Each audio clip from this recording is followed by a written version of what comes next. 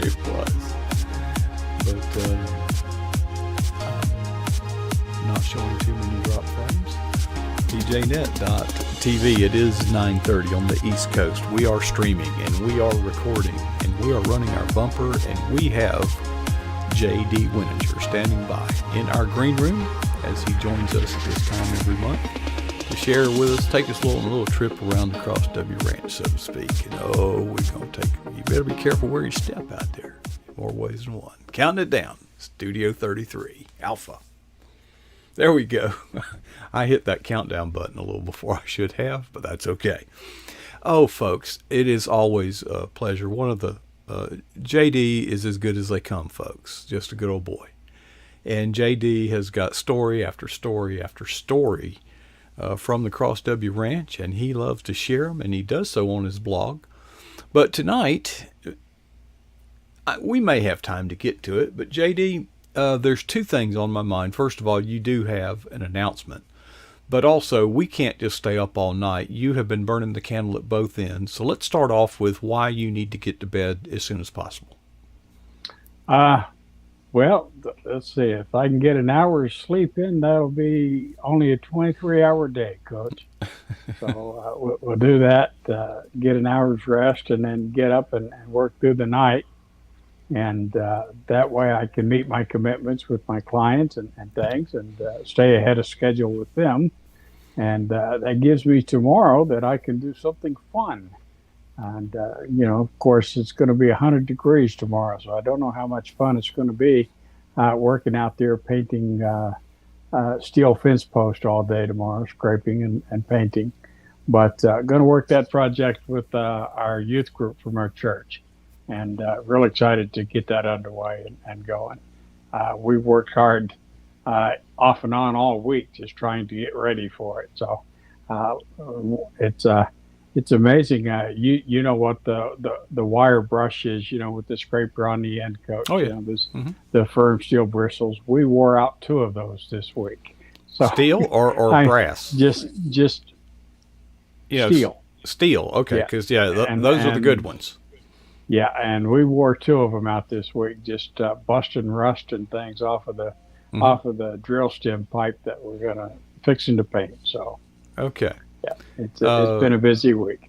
But you alluded to another project that you're involved in tomorrow. Yes, that's involving the church kids. Yes, that's painting the fence, Coach. They're coming out tomorrow morning and Saturday for 2 days, and we're going to paint all the steel posts all around the Cross W. It was 2014 when I built the fencing for the north and south pastures and the entryway and things, and young fella named Nicholas Burns, and I painted that. It took us about a week to get everything painted and ready to go. Is that he was just getting ready to go into the Air Force, and I put him in a patch of poison ivy, and I didn't realize he didn't know it was poison ivy, and he was all laid up and afraid the Air Force wasn't going to take him and everything. But his grandparents nursed him through, and he had a successful Air Force career. I think 6 years or something like that. But he's a banker now, I think, so he's doing well. Okay. Are these T-bar fence posts that you're going to be painting? No, sir. As you saw in the picture, those are drill stem, 2 7/8 inch drill stem pipe. So they're old oil well casing pipe. Oh. And they're all welded together and things. And we put a cap on them and weld that and then grind everything. But they get rusty, Coach. And, when they're just out in the weather like that, and it's hard to see in the picture, but that was one Mr. John actually painted the 3-post and one of the crossbars, but the middle crossbar that's kind of in the middle that's got the calf behind it wasn't painted. So you can see some rust starting to show through. And of course, different places, it's much worse than that. But we just wanted to see what's it going to take to paint and the best method to do that. So we used that one for practice But I've got about 3,200 feet of pipe, I guess, all total that's got to Hmm. be painted. So we're bringing 8 young people from church, and they're going to do that as a way to help offset the cost for them to go to Hmm. a summer church camp up in Estes Park, Colorado, I think it is, and that's happening the end of July sometime, as I understand it. So the youth pastor, Miss Becca, is bringing out a full crew, and John and I are going to put them to work tomorrow. Uh, we It's funny because we were just talking about it over dinner just a few minutes ago, actually, Coach, right before we came on, and said, John, we got to remind them now that they don't put the pipe in sight. So when you walk in a pasture, don't walk to the next pipe. Don't look at the next pipe. Look at the ground, Hmm. because one, it's uneven. Two, there's sneaky snakes all around, and we want to be aware of those. And three, there's cow pies you might step in, Yeah, and it is and a cow and pasture. nobody's going to let you come home with that on your shoes. So Yeah. it's going to be fun, I think, tomorrow. I'm looking forward to young people just always seem to energize you. So looking forward to getting a second wind about 8:30 tomorrow morning when they Hmm. show up. Okay. And it'll be a fun couple of days, I think, Coach. And at least I'm So, praying it is. so did I understand you say you've already buffed them down with a wire brush? Oh, yes, sir. We've sanded all the uh, pipe that is unpainted Hmm. because I've added a couple of new fence rows and things. Last year, you remember, I had to build a bull fence for my buddy Maverick there that Hmm. kept Yeah. wanting to Yeah. escape on Sunday mornings, and so all that needs to be painted. And Are they painting so that with we have spray to. paint or slopping it on with a brush? Oh no, not going to use a brush, Coach. Going to use a glove, and we'll paint it with the gloved hand, Coach. Right. Or Yeah. a rag or something. Just, Yes, something like that. Yeah. yeah. Yeah. Okay. And you got the But weeds trimmed out where they won't paint the oh weeds yes, to the sir. post. Yes, Yeah. sir. Yeah. Nope, that's all set. Yeah. They're But ready to go.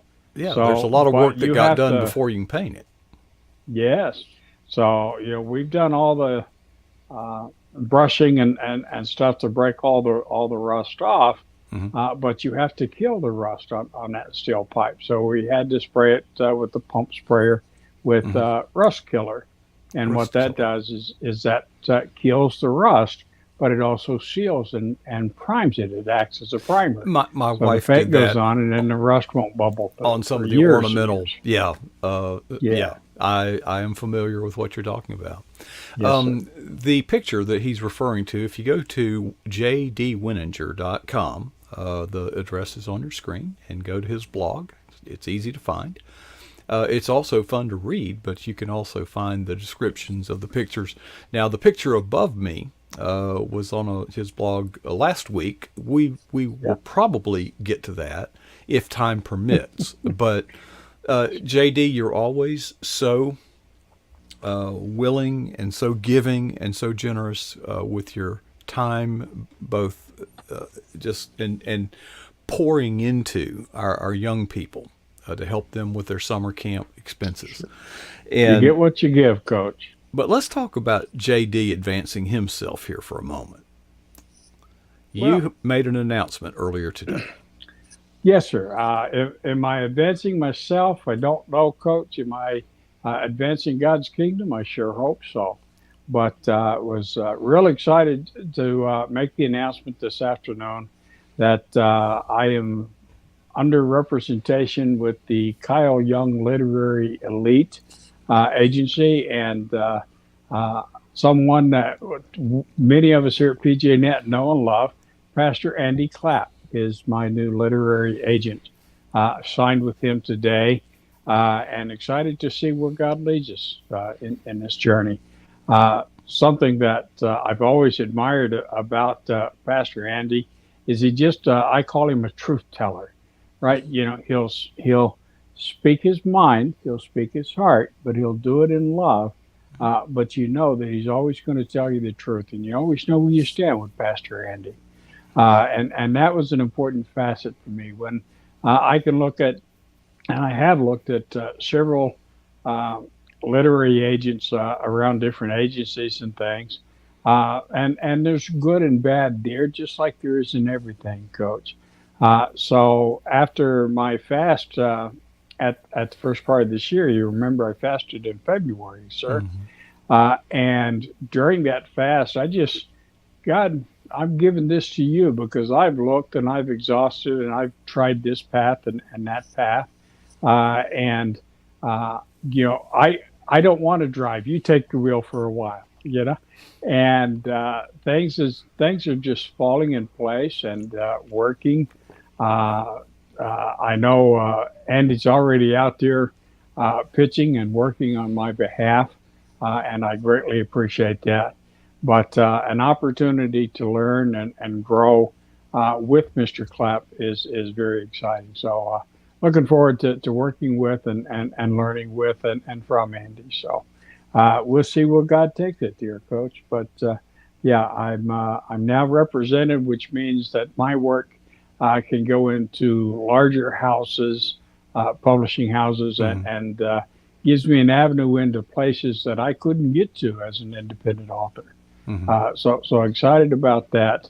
You know, it's wonderful to work with small publishers and small houses and things, but you cast a smaller net Hmm. sometimes when you do that.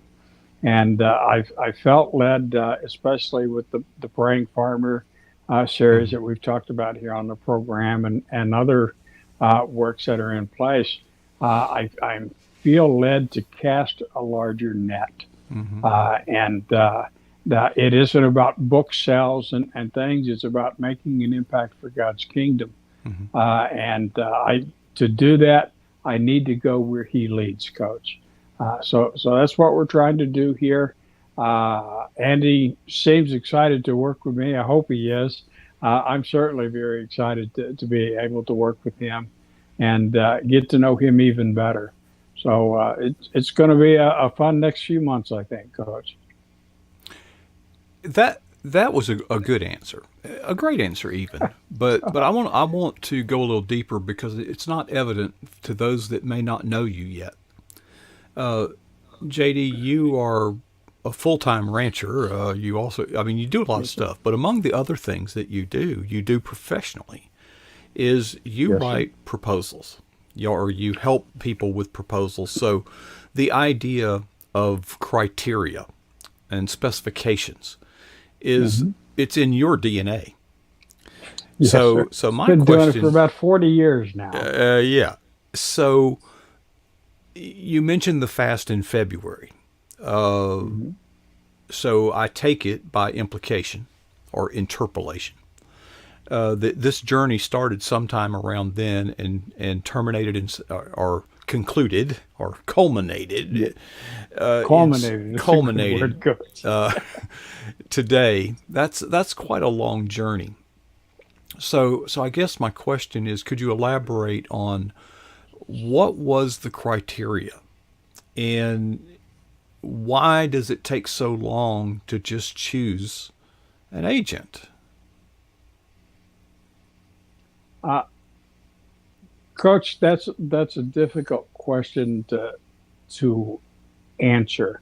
As far as what was my criteria as to what qualified as an agent for me to even consider, Hmm. and I'd have to say one of the first things is knowledge and experience in the publishing world. And you know, in Andy's case, he's a multi-published author. He's co-authored some things. He's got his own books out there. He understands the publishing process. He's Hmm. worked through that. He recognized that. So understanding that industry and just the work that goes into it and things. You've had to been there. You had to bought the T-shirt, right? Hmm. And Andy met that checklist. Hmm. But I think that the number one and two things is you've got to hold a true Christian worldview. Hmm. And I've heard enough of Andy's sermons Right. as to know that he does there at Mount Olive. And that was very important to me because there's lots of people that proclaim Christianity. There's very few, I'm afraid, that truly live it out in their lives, in all aspects of their lives. Mr. Clapp is one of those people that does that, and that was very important to me. And I've disqualified several agents in the past few years. And I'll be honest, Coach, I've been looking since 2019 to find agent representation. And I've ruled out much more than I've ruled in, Coach. I did look with one other agency and earlier this year, and God closed that door. And I thought that was where God wanted me to be. So I said, okay, Lord, it's time for me to quit thinking and let you drive the bus. So I'm just going to sit back and let you take this where you want this to go. Because I often tell people I write for an audience of one, right? I give my writing to God. How he uses it, how he distributes it, how he gets it out there in the world, that's his business. It's not mine. My job, I have a collage of people that I write to. What does my target audience look like? And I've got guys sitting on tractors, guys on horseback, a couple of business people, but not too much anymore. But they're part of my audience as well. But in the center of that audience demographic, or that collage that I keep on my desktop, is a representation of Christ, because that's who we're supposed to be writing for as light writers, or writers of light, if you will, Coach. We're supposed to shine his light into this world. We're not supposed to shine the light on ourselves, right? As you're saying this, I'm getting images in my mind of Jesus feeding the 5,000, that was just the men. There were actually more than that. Yeah. And I'm thinking about the humility of that young boy that just offered what little bit he had. But he offered all that he had. He didn't say, here, I'm going to eat first, and then if I have anything left over, you can have it. Yeah, take the scraps and see what you can do with it, right? Doesn't work that way. And when you think about that and what you just said, and when I think about Andy Clapp, the word that comes to my mind is humility.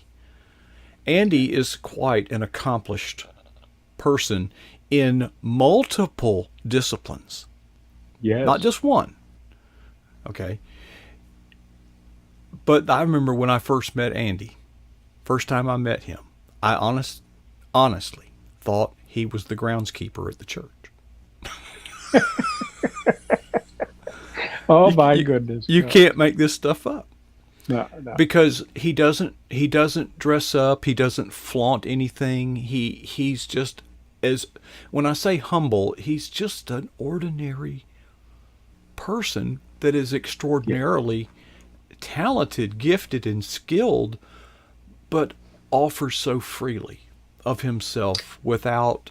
He's one of us. You know what I mean? He's in my tribe. That's what I look for. Sure. The flashy stuff and whether doesn't. He's in whether he's in a suit, and he cleans up pretty good, right? He does, yeah. Or he's in tank top and shorts. Mm-hmm. He is still Mr. Andy. He's still the same fella. It doesn't matter where you see him in what environment. He is always the same, and that broad, welcoming smile. Mm-hmm. I think one of the things that drew me to Andy the most is he's got his priorities straight, right? Mm-hmm. It's God, family, country, career. Mm-hmm. And he understands that. And he lives that out.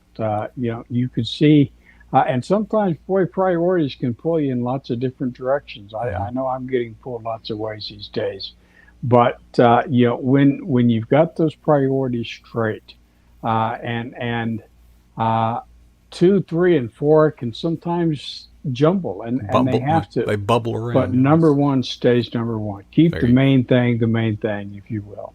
And Andy does a great job of doing that because that permeates everything else that you do. That flows through everything else that you do in your life. And that's kind of where I was trying to go with this week's blog post a little bit when I talked about El Roi or El Roi, whichever way people want to say it. But it's the God that sees me. What does God see, Coach? What does He see when He looks at me? What does He see when He looks upon the cross W? Is it honoring to Him, or and I'm not perfect, and neither is the cross W by far piece, but do we honor God with who we are, what we do, and how we do things? If we do that across our lives, if we live that coram Deo, or living life before the eyes of God, then we're getting closer to accomplishing that goal that He set for us. Are we not? And the best of our works appear to the Lord as dirty rags. But God Yes, sir. sees our heart, and Yeah. our heart is cleansed by the blood of Jesus. He doesn't Yes. see the impurities. As Christians, He sees our heart. Uh, Yeah. I'm tempted to wrap it up because I know that you desperately Okay. need some rest. It's But all this right, this Coach. image behind me, folks, you are looking down the business end of a cottonmouth moccasin. Yeah. Water moccasin or cottonmouth. Yeah. This was one of the largest cottonmouths that I've seen in my way too many years, Coach.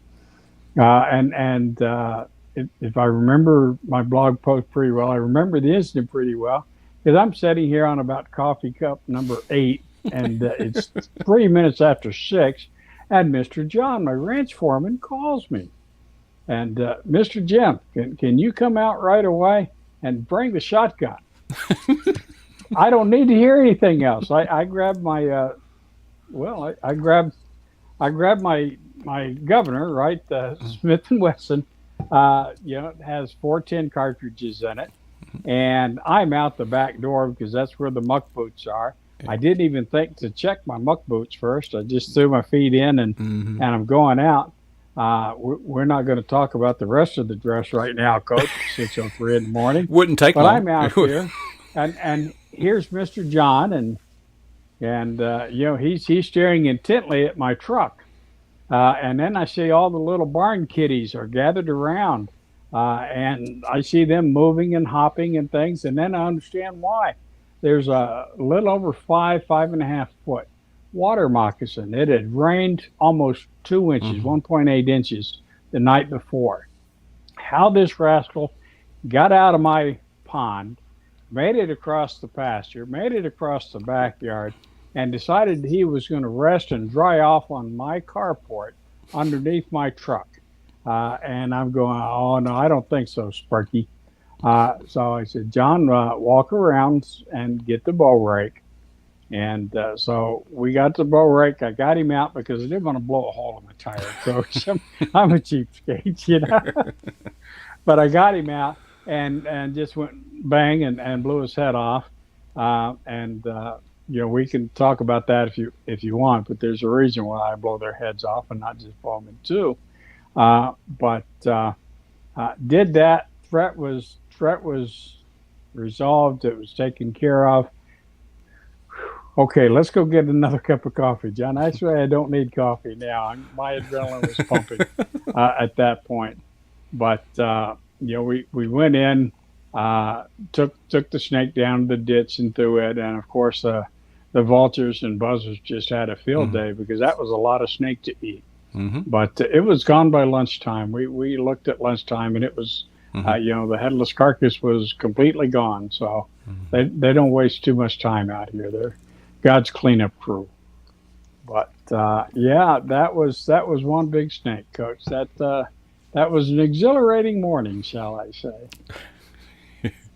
Well, I've encountered my share of water moccasins in the Yes, swamps sir. where we duck hunt. In the winter, they're not very active, but when Nope. you're building your blind, and frog gigging is the worst time because we would Oh, wade yeah. and frog Uh, gig. And a couple of observations about moccasins. First of all, I don't like any snake, to be honest. And I know some of them eat mice and all that, but if I encounter a snake, I shoot first and ask questions later. But here's the observations about moccasins.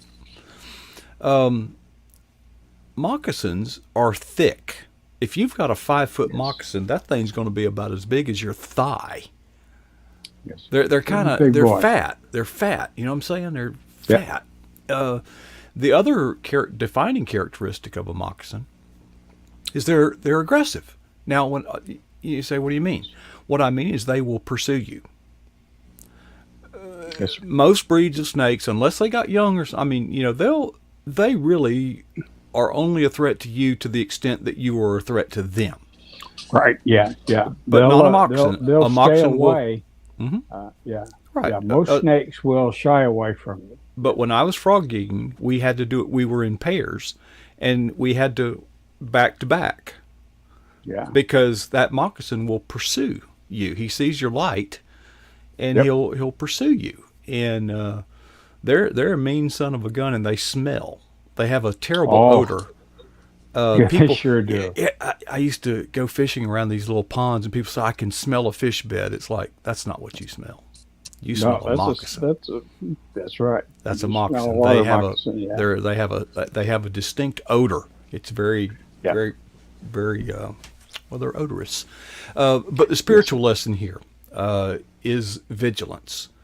And Yes. we have to be vigilant. And here, I'm going to summarize it real quick, because I know you want to go to bed. But It's okay, Coach. You're fine. here's the thing. We have to be vigilant, situational awareness, okay, about our circumstances. That's the outside threat. Yeah. We need to be vigilant from toward the outside. But we've also got to be vigilant about that threat that is within us.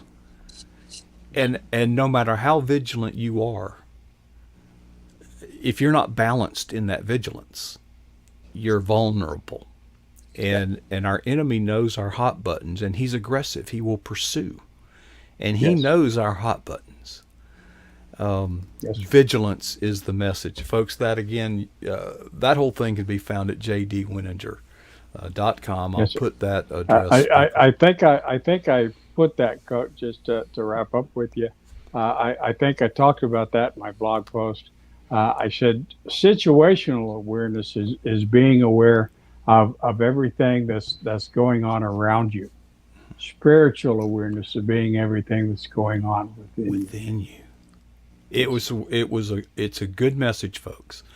And that's what I love about reading your blogs, Jay, and just knowing you as a brother in Christ and as a friend, is that there are stories out there that just speak to our hearts in so many ways. And we're honored to have you share with us.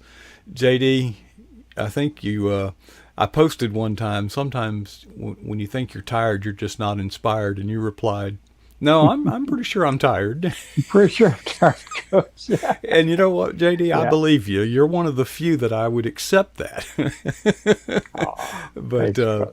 But thank you for staying up with us. I know you're tired. I know you got a big day tomorrow. We praise God for what you're doing for those young people to help them go to camp. And you're a good I'm looking man. forward to it. We love you, Coach. JD. Thank you so much. Everyone. God bless. All right. Wow, that was J.D. Wininger, and I always look forward to hearing his stories, whether it's here or on the telephone or on social media. What a man of God. We're so honored to have him. And it's Thursday night. I've got 2 phone calls to make tonight. People, they know it's late, but they wanted me to call them anyway, so I'm going to make those 2 calls. And I've got get this, we got 1 promo video, highlights video running right now. We've got 3 more that are being produced. I'm going to start producing one of them tonight. But what an increase God has given us. What a blessing it is. And thank you all so much for your long patience and your long suffering, your patience and your support and your prayers and your phone calls and your texts and your emails and all that. I just... They keep me going sometime because, I get tired too sometime. That does wrap it up for me this week. Now, we don't stop. We don't quit on Friday, but Steve Hazards takes over so that I can have a night off. And he starts at 9 p.m. with some good old retro music and some jazz. But at 10 o'clock p.m. Eastern Time, he has his weekly program, My Perspective and Comments. and he will take a look back at current events from this week and comment on them from a Christian worldview. And then he'll wrap it up with a higher look, which is his sort of Bible study that he does at the end. It's pretty popular, and he'll start that about 10 p.m. Eastern. I know that's kind of late, but it's worth making your way over here to do that. I enjoy it. That'll wrap it up for me, folks. If sometimes I have to remind myself to keep going. You get tired. And I keep coming back to two questions that I ask myself, and they keep me going, and I'll share them with you. What is the boldest thing that you've ever done for Jesus Christ? Second question is, when was that? And the challenge is to never be satisfied with either answer.